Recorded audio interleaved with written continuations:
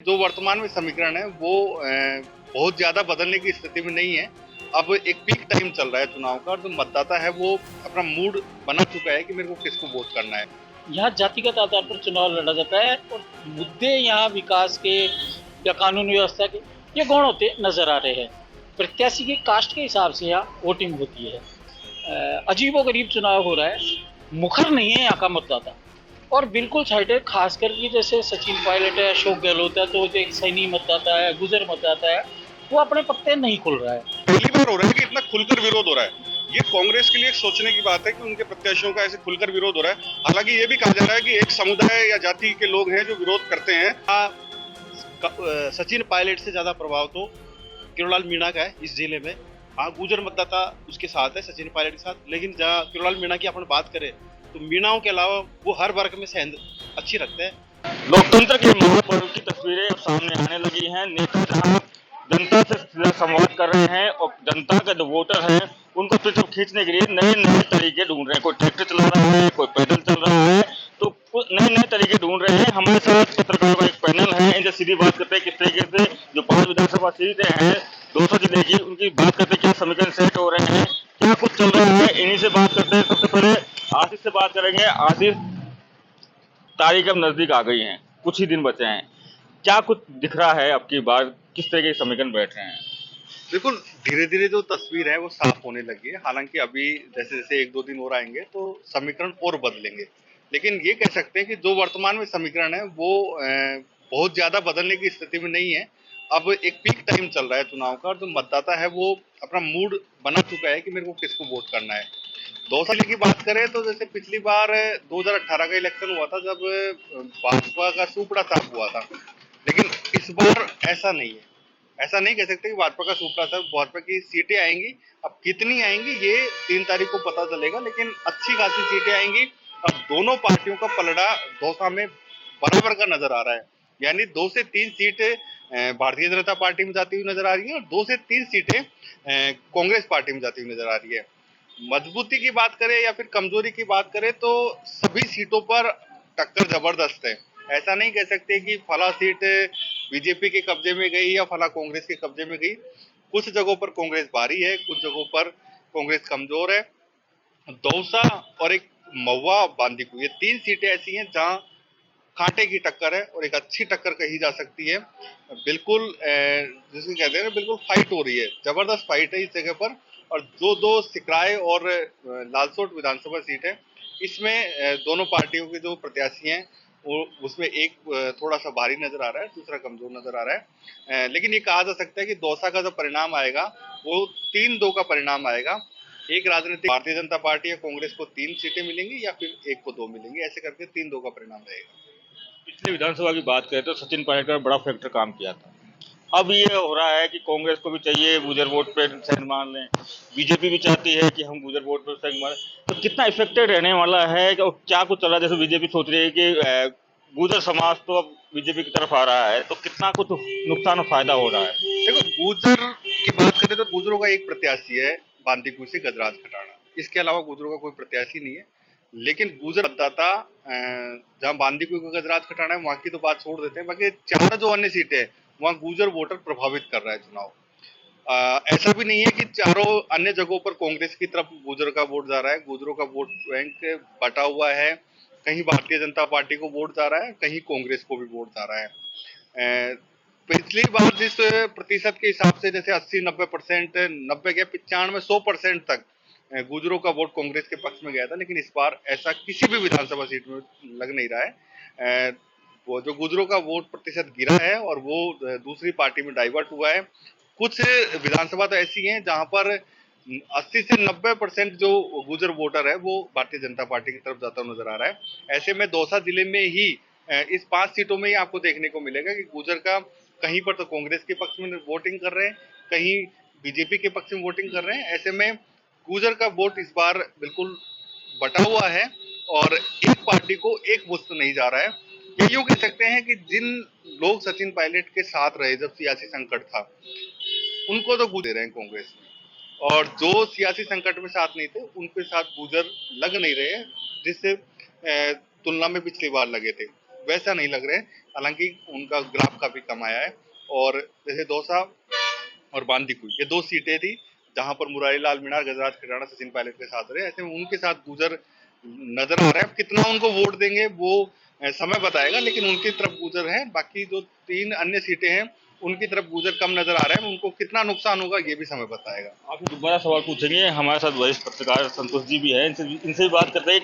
Sir, काफी चुनाव देखे हैं आपने, विधानसभा चुनाव की बात करें तो कितना अलग है आपकी बार का 2023 का विधानसभा चुनाव? इस बार विधानसभा चुनाव में जो देखने को मिले कि मतदाता साइलेंट है।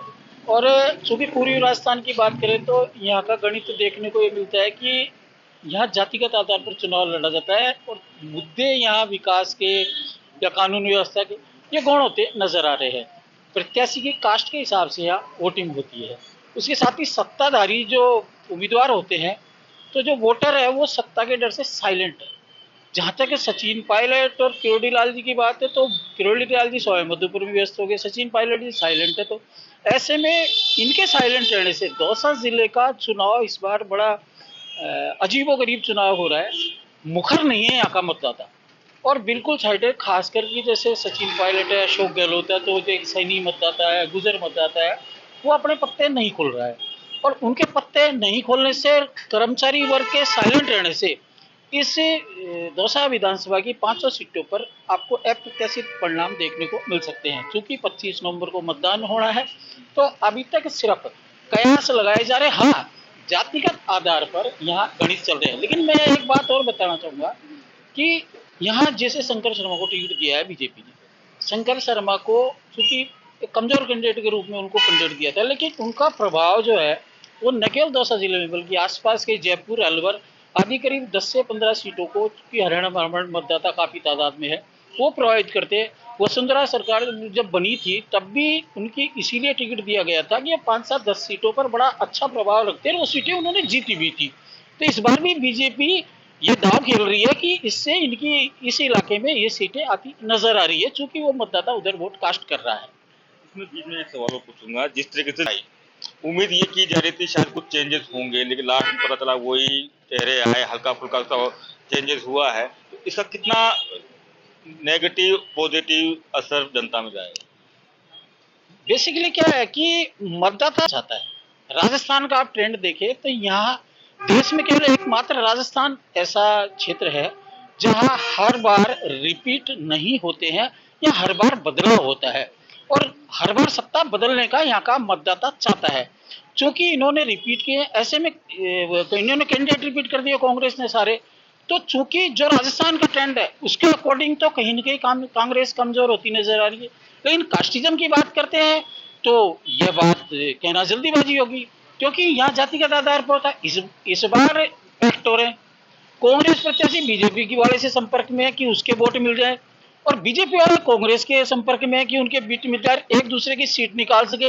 तो राजनीतिक पार्टियां लगभग गौण हो चुकी है और सब अपनी अपनी कुर्सी बचाने के लिए जो भी दावपेच अपनाने हैं वो अपना रहे हैं, आपस में अंदर ही अंदर ये पैक्ट भी कर रहे हैं, जिसके चलते यहाँ जिस सीट को हारा हुआ मान जाता है हो सकता है वो सीट जीत जाए।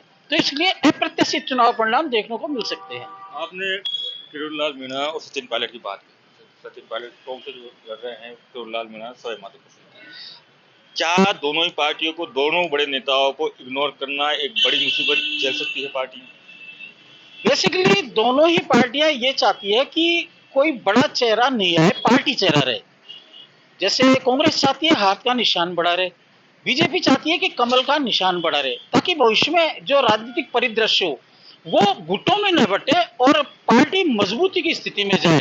किसी को गलतफहमी नहीं हो कि व्यक्ति के पीछे पार्टी होती है, पार्टी व्यक्ति के पीछे होना चाहिए, मतलब पार्टी पहले व्यक्ति बाद में। इसी को ध्यान में रखते हुए ये राजनीतिक पार्टियों ने इस बार दोनों ने ये रणनीति बढ़ाई है। दौसा के बाद विधानसभा की बात कर लेते हैं, तो क्या कुछ अनुमान लगाना है, या जैसा आशीष ने कहा था कि अभी अनुमान जल्दबाजी है लगाना, और ये लग भी रहा है, हालांकि लोग कह रहे हैं कि ये जीत रहा है वो जीत रहा है, लेकिन क्या समीकरण है, कितना मुश्किल है आपके पास अनुमान लगाना?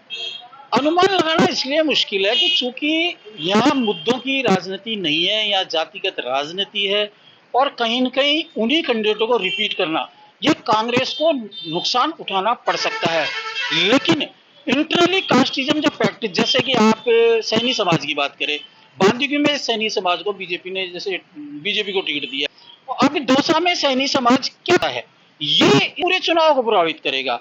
ऐसे ही महुआ का हिसाब है, महुआ का गणित प्रभाव करेगा दौसा को। जैसे लालसोट का हिसाब है कि वहाँ हरियाणा ब्राह्मण वोट है, तो प्रसादी लाल जी के लिए हरियाणा ब्राह्मण वोट मिले, इसके लिए वो अपने निजी स्तर पर प्रयास करेंगे। थाना गाजी की बात कर लो आप, हेम सिंह बढ़ाना चुनाव लड़े, काफी तादाद में वहाँ हरियाणा ब्राह्मण वोट है, तो वो कहीं न कहीं उस सीट को प्रभावित किए, तो वो जोर लगाएंगे कि गुजर मतदाता शंकर शर्मा को मिले। तो आपस में एक दूसरे के लिए पैक्ट करते नजर आ रहे हैं। इससे राजनीतिक पार्टियों की स्थिति और इस पर अनुमान लगाना बड़ा मुश्किल है। एक छोटा सा और पूछूंगा, पिछले कांग्रेस सरकार में जब गहलोत मुख्यमंत्री थे, जब दवाई योजना लेके आए थे, कुछ और योजना उनके साथ में थी, अब की बार उन्होंने पिटारा खोल दिया योजनाओं का, हर तरह की योजना, हर तरह का वो किया है, फ्री में बिजली का यूनिट फ्री कर दी, राशन किट फ्री में दिए जा रहे हैं, ऑफ लिया है, तो कितना इफेक्टेड रहने वाला है विकास के मुद्दे या योजनाएं? यहाँ योजनाओं की, पहले भी कह चुका हूं मैं कि यहाँ विकास की योजनाओं की, लैंड रोड की, मतदाता को इससे कोई मतलब नहीं है। मतदाता ये देखता है कि किस कास्ट का है। जातियों का जिस तरह ध्रुवीकरण हो रहा है, वो आने वाले दिनों में लोकतंत्र के लिए भी नुकसानदेह हो सकता है। लेकिन जिस तरह जातियों का ध्रुवीकरण हो रहा है, उसमें चुनावी मुद्दे सारे गौण हो चुके हैं। अब तो ये देख रहा है कि ये किस कास्ट का है, वो किसका है, तो वो आपस में लामबंद हो रहे हैं, है ना। साथ ही कुछ कैंडिडेट भी राजनीतिक पार्टी ने अलग अलग खड़े किए हैं, कुछ दो खड़े कर दिए, तो इस तरह वोट काटने की स्थिति। तो कुल मिला के जातिगत चुनाव है, जिससे जातिगत आधार पर इसको देखा जा रहा है। और विकास की बात करें या पिटारे की बात करें, तो यहाँ कोई पूर्वी राजस्थान में पिटारे विटारे का कहीं कोई भी अस्तित्व देखने को नहीं मिल रहा है। मुश्किल चुनाव है अब की बार। और भी बात करेंगे, और भी साथी है हमारे, गौरव जी से बात करेंगे। गौरव जी, क्या लग रहा है, क्या समीकरण चल रहे हैं आपके, बड़ा मुश्किल दिखाई दे रहा है आपकी बात? बिल्कुल बहुत मुश्किल है। दोनों ही पार्टियों ने उन्हीं चेहरों को रिपीट कर दिया। सबसे पहली बात तो वापस उनके बीच मुकाबला हो रहा है। 28 सब कुछ है, कड़वई है, लेकिन इस बार माहौल थोड़ा बदला हुआ है। पिछली बार जो गुजर और सैनी समाज, मीणा समाज, ये एक होके कांग्रेस को यहाँ जिले में वोटिंग की थी। इस बार इसमें बिखराव नजर आ रहा है। सबसे बड़ी गणित तो ये है, जो राजस्थान सरकार में 3 मंत्री हैं, वो दौसा जिले से चुनाव है। तो मंत्रियों को बहुत ही टक्कर का सामना करना पड़ रहा है। बहुत ही रोचक चुनाव है। बीजेपी पूरा जोर लगा रही है वापसी करने के लिए, और कांग्रेस सत्ता में बने रहने के लिए। इस दरमियान कुछ तस्वीरें ऐसी भी है, जैसे किसी का बहुत ज्यादा स्वागत हो रहा है, जेसीबी लगाई गई है, पंजे से स्वागत हो रहा है, कुछ तस्वीरें विरोध की भी आई।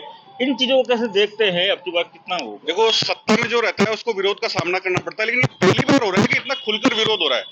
ये कांग्रेस के लिए एक सोचने की बात है कि उनके प्रत्याशियों का ऐसे खुलकर विरोध हो रहा है। हालांकि ये भी कहा जा रहा है कि एक समुदाय या जाति के लोग हैं जो विरोध करते हैं, उसका एक अलग कारण है, वो प्रदेश की राजनीति के परिदृश्य से जोड़ के देखा जा रहा है। लेकिन विरोध तो हो रहा है, उसका इफेक्ट अन्य लोगों में, अन्य मतदाताओं में ही पड़ता है। तो इसको रोकने के लिए कांग्रेस को कुछ करना चाहिए अभी तक, लेकिन ऐसा नजर नहीं आ रहा है। स्टार कैंपेनर भी मैदान में आने लगे हैं अब, तो चुनाव रोचक होने लगा है और जातीय गोलबंदी होने लगी है। नेशनल लीडर भी आ रहे हैं दिल्ली से, कितना इफेक्टेड कर पाएंगे दौसा विधानसभा की 5 सीटों को या आसपास की जितने भी? देखो, नेशनल लीडर आ रहे हैं, सभा होती है, लेकिन इफेक्ट होगा ये मुझे बिल्कुल नहीं लगता है। पिछली बार नरेंद्र मोदी आए थे यहाँ चुनाव से, मतदान से 2 दिन पहले, और बहुत ही जबरदस्त भीड़ हुई थी, जबरदस्त सभा हुई थी, फिर भी दौसा की 5 सीट भाजपा ने हारी थी। अब आज राहुल गांधी आ रहे हैं और भी कई नेता आ रहे हैं, लेकिन नेशनल लीडर यहाँ ज्यादा इफेक्ट इसलिए नहीं कर पाती क्योंकि जातिगत आधार पर पूरी राजनीति होती थी, टिकट भी इसी आधार पर वितरित किए जाते हैं, तो उनका ज्यादा प्रभाव नहीं पड़ता है। हाँ, जाति के जो प्रदेश के लीडर हैं उनका जरूर फर्क पड़ता है। जैसे कहा कि किरोड़ीलाल जी सवाई माधोपुर से चुनाव लड़ रहे हैं, सचिन पायलट टोंक से लड़ रहे हैं, तो दोनों नेता बड़े साइलेंटली हो गए हैं, तो इसका बड़ा इफेक्ट पड़ रहा है। तो आप क्या मानते हैं, क्या रियली में ये चीजें काम कर रही हैं अंदर ही अंदर? कुछ बहुत ज्यादा इफेक्ट पड़ रहा है सचिन पायलट का, किरोड़ीलाल मीणा का। इनका चुप्पी होना अन्य सीटों के मतदाताओं को अपने आप एक इशारा करता है कि उनको क्या करना है, क्या नहीं करना है।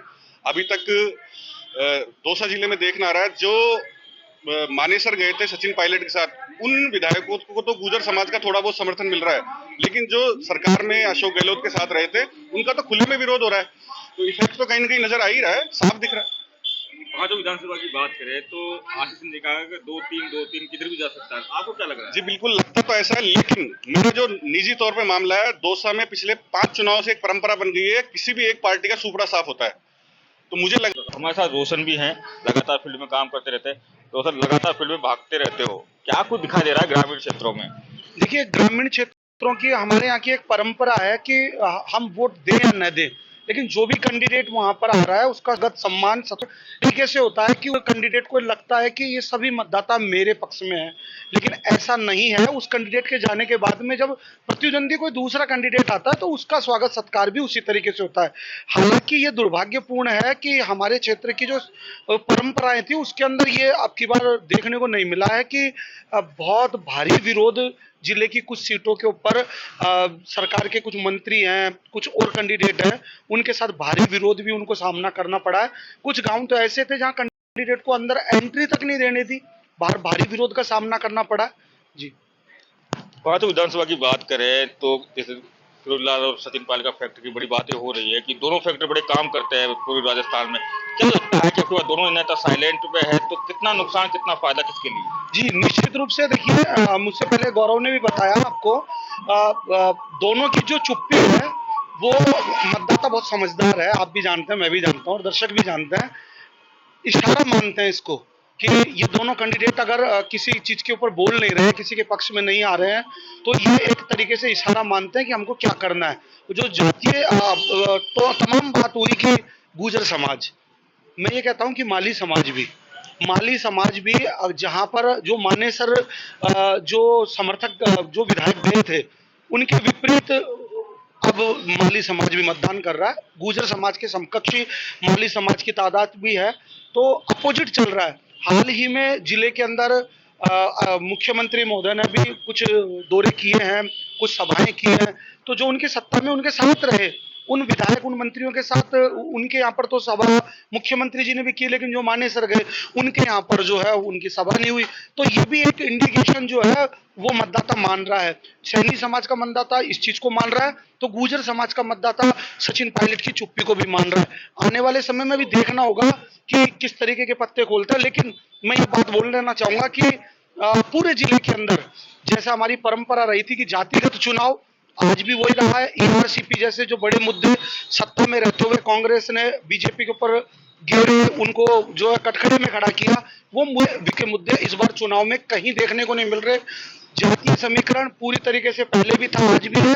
बड़ी गंभीर बात तो यह है कि अब पार्टियां जो है कांग्रेस बीजेपी, इनके कैंडिडेट खुद के स्वार्थ के लिए, खुद की सीट के लिए, जातीय समीकरण को बनाने के लिए दूसरी पार्टी के कैंडिडेट से भी जो पास की ही सीटें हैं, दौसा की सीट सिकराई है, बांदी कुई है, या फिर दोनों पार्टी के कैंडिडेट ही है जो उन अपोजिट जो है उनसे भी कि यहाँ हमारा समाज आपको वोट कर देगा, यहाँ आपका समाज हमको वोट कर दे, इस समीकरण पर भी सीट खुद की बचानी है। पार्टियां गौण है, सत्ता के अंदर आना बस एकमात्र उद्देश्य है, विकास के मुद्दे गौण है। 5 में से कितना देखिए, 5 में से कितना कितना, पहले बीजेपी का यहाँ पे सुपड़ा साफ हुआ था, लेकिन इस बार ये नहीं कहा जा सकता कि कोई भी पार्टी जो है 5 की 5 सीट ला सकती है या 5 की 5 वो अपने अब खो देगी, ऐसा भी नहीं है। मुझे लगता है कि कुछ ऊपर कुछ नीचे होगा, लेकिन रोचक मुकाबला है। जो है लॉ एंड ऑर्डर की व्यवस्था, मैं समझता हूँ राजस्थान के अंदर दौसा एक प्रमुख केंद्र रहा है, पूरा सिस्टम की नजरें यहाँ रहती है, और इस बार भी कुछ ऐसा ही देखने को मिलेगा।